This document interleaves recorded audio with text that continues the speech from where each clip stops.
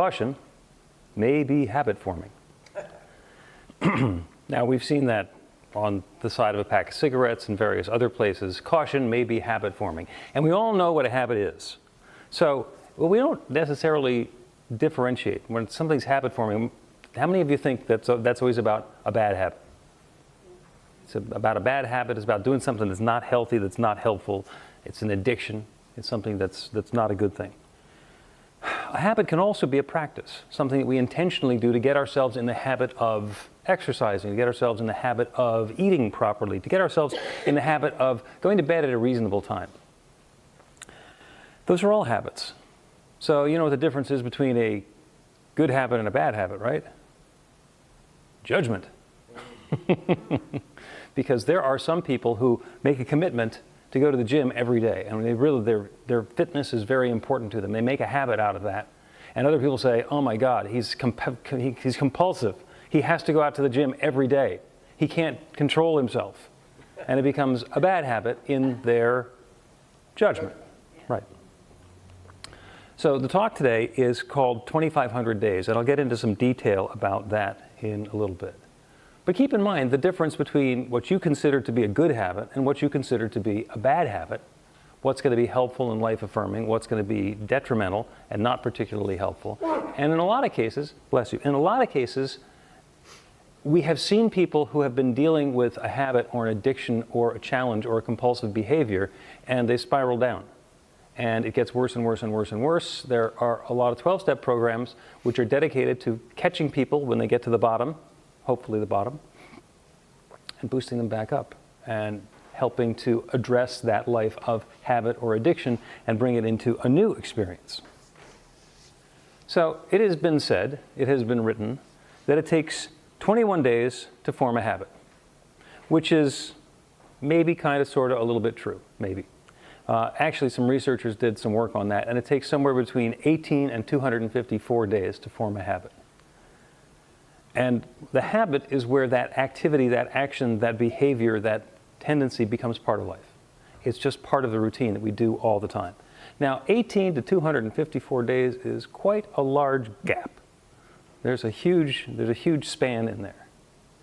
But the reason that we say 21 days is if you can stick with something for 21 days, then the chances are the 22nd day, it's not going to be new. It's going to be the sort of thing that you've been doing. 21 days is 3 weeks. You start your 4th week. Well, I've been doing this for a while. I guess I continue doing this for a while. It also takes a certain amount of time to kick a habit. So we want to start a habit, we want to kick a habit. You know, just saying today, I'm not going to eat any more carbs. Okay, I can say that, and I do say that, and there have been a lot of times where I've gone without carbs for a long time. But if I get to the end of today and I haven't had any carbs, then I know that I can work on that one. And that's just one of my personal things. Same thing if my commitment is I'm going to meditate every day, or I'm going to exercise every day, or I'm going to do something nice for somebody every day. And we get to choose which habits we want to start. What is it? How do I want to change my life? How do I want to change the way that I'm engaging with the world around me that's going to bring more uplift and good and harmony into me?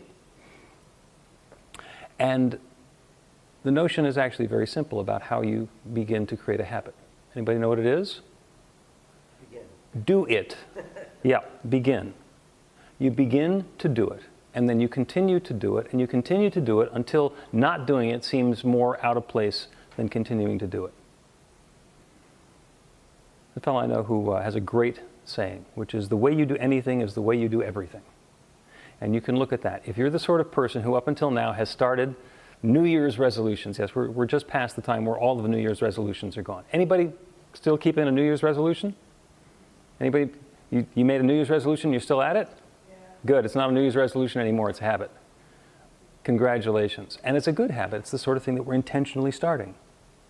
But if we make the commitment, the intention to start doing something, and then continue to do it, then we are in partnership with that intention. If I say, I want to be 20 pounds lighter, but I don't change any of my behaviors, any of my activities, then I'm not partnering with that. That's wishful thinking. And wishful thinking is fun. Is there anybody here who's thought about what you do with the lotto jackpot? Yeah, just plain fun, okay? Do you think that's going to make the lotto come out in your favor? Probably not. By the way, we don't pray for people to win the lotto. I'll do a little aside on that one. And the reason we don't pray for people to win the lottery is because the entire mechanism for how the lottery works is that lots of people play and most of the people lose and somebody wins. So inherent in the lottery is a huge number of losers. And in order to participate, we have to believe in the losers. If you don't believe that anybody's going to lose the lottery, where's your money coming from? And this is after the state skims off half of it. There's a movie, I think, Jim Carrey, Bruce Almighty, where he had everybody win the lottery and everybody got $1.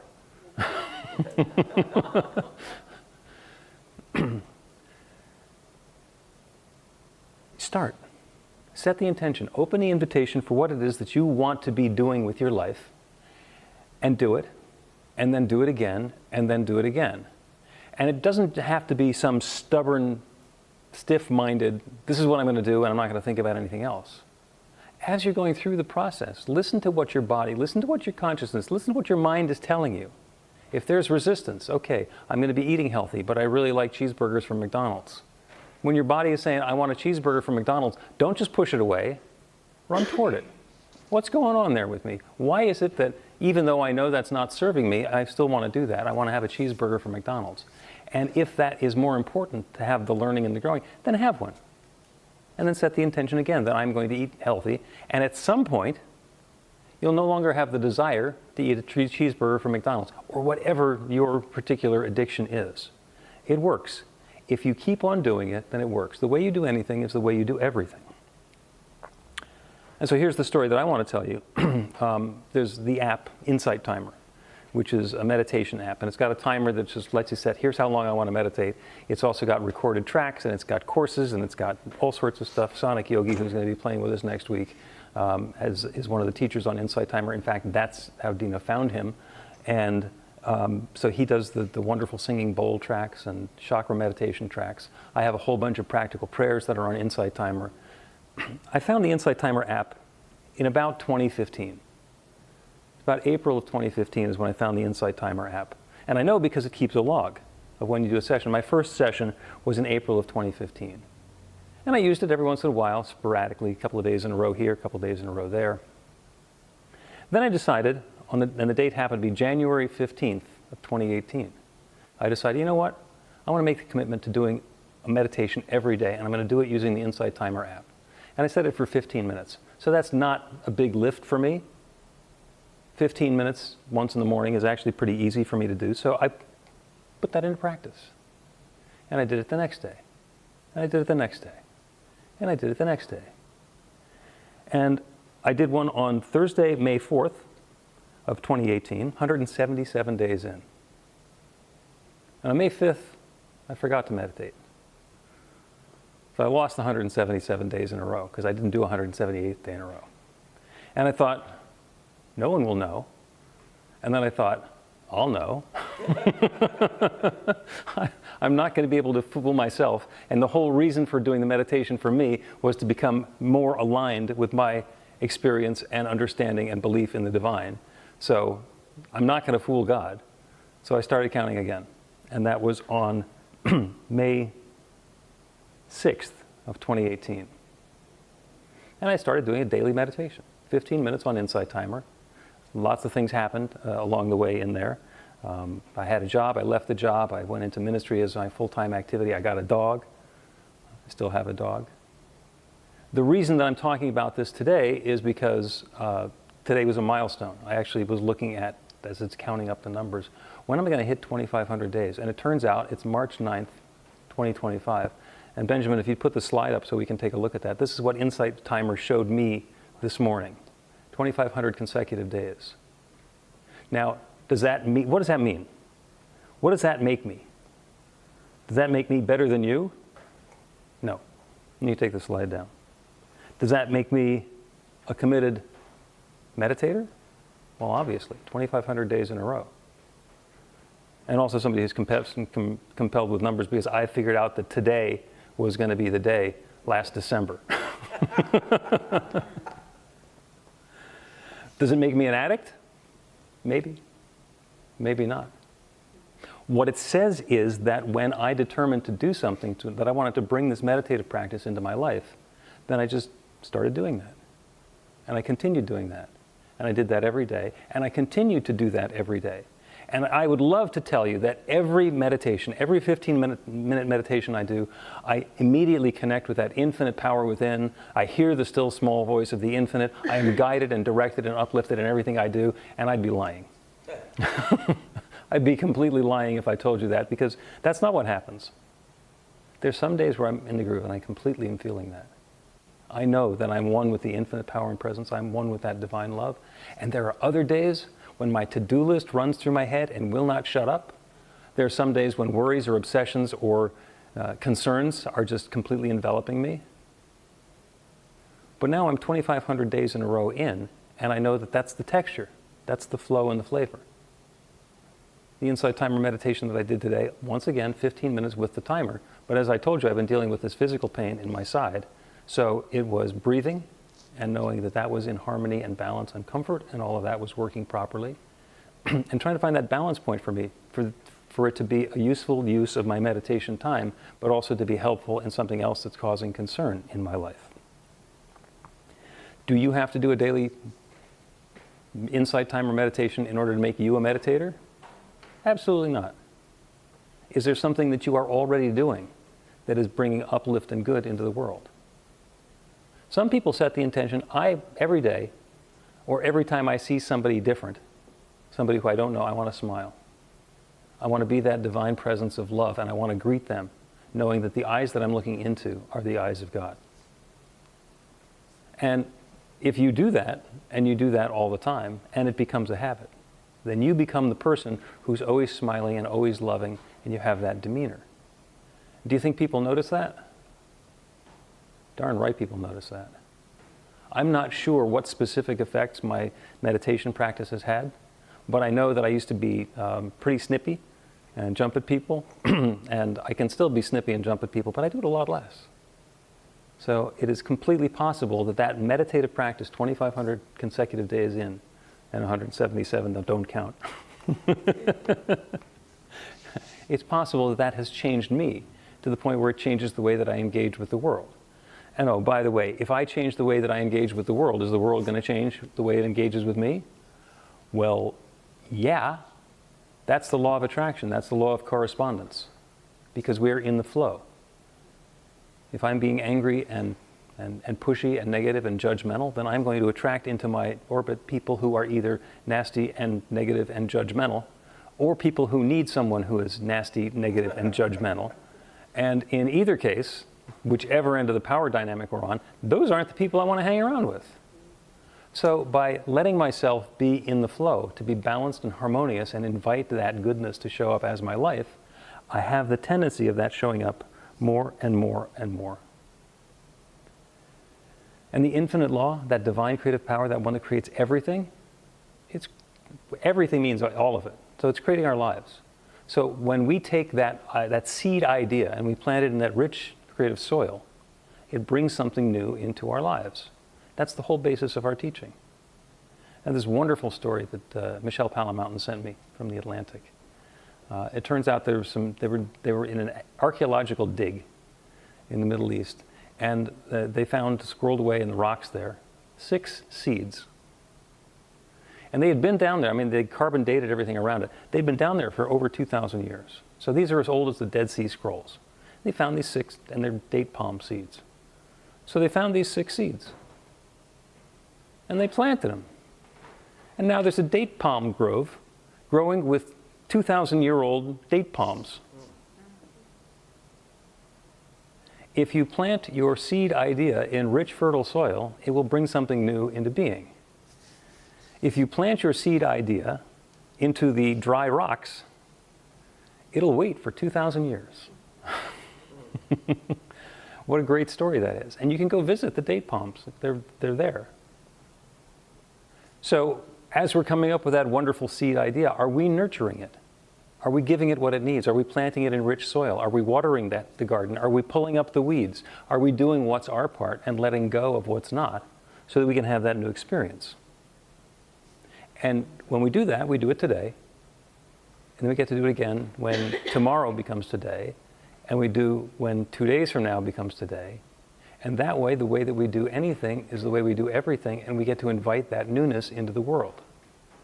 And at some point, we wind up with a whole grove of date palms, if that's what we wanted, or a wonderful new relationship, or comfort and healing and easy movement, or whatever it is that we're looking for. The universe isn't limited in any way.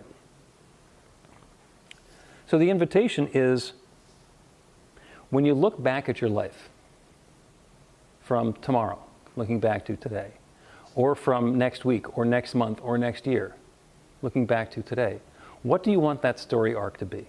What do you want to have happen during that time period? Because by setting the intention now, and then being persistent in supporting that dream, you're partnering with that infinite creative power. You're partnering with the universe to bring that newness into life. Practice makes practice. And the universe is always going to say yes. And it is possible that 2,500 days from now, you will be able to tell a story about what happened to you over the last 2,500 days. I'm also noticing that today is the 9th of March. It was 5 years ago yesterday. The 8th of March was the last in-person Sunday celebration we had before the pandemic lockdown started. And everything changed. And everything changed. And we adapted, and we grow, and we change. And 5 years later, here we are. Is this where we wanted to be? We didn't know then. Did we know we were going to be doing celebrations on Zoom? We had no idea at that point. We had been trying for a year to have celebrations live streamed, and it didn't work in our last location. So I'm not going to thank the pandemic for making the live streaming possible. But as long as it happened, I can be grateful for that. So take a look at your habits. If there are ones that are not serving you, then find out who you would be and what your life would be like if you let them go. Consider the possibilities of your life experience being different because you're no longer part of that habitual practice. And if there's something else that you want to be doing, oh, I want to learn to play the violin. Okay, you know what you have to do to learn to play the violin? Yeah, you need to get a violin, and then you need to play. And then you probably need to have somebody teach you. And that can be somebody in person who's going to put up with the squeakies that come when you start playing the violin. Or it can come from YouTube or from an online something. There are lots of different ways to do it. The idea is to say, this is what I want to bring into my life. This is what I'm willing to put into it, and then participate. As the inspiring shampoo bottle says, lather, rinse, repeat. And I know a thing or two about shampoo, obviously. So invite that goodness in, and let that stuff that's not working for you go. And if you want to make that be your meditation, then you can. Because a meditation is a certain amount of time where you pay attention to your breathing. Breathe in the good, breathe out what's no longer working, and make room for the good. Then breathe in the good, appreciate it, let go of what's no longer serving, and continue doing that. And one of the things we notice that happens is that some of the stuff that we're letting go of is the breath that we just took as it starts to go stale. Be aware, be present to the process. Be aware of what's going on for you. Listen, not to the chatter in your mind, but to the nuance, to the feeling, to the guidance that's coming from that. Because there is every opportunity for love to be unfolding for and through and as and in you, in this moment and every moment, for the next day and week and 2,500 days. And you deserve it. You deserve it. So it is.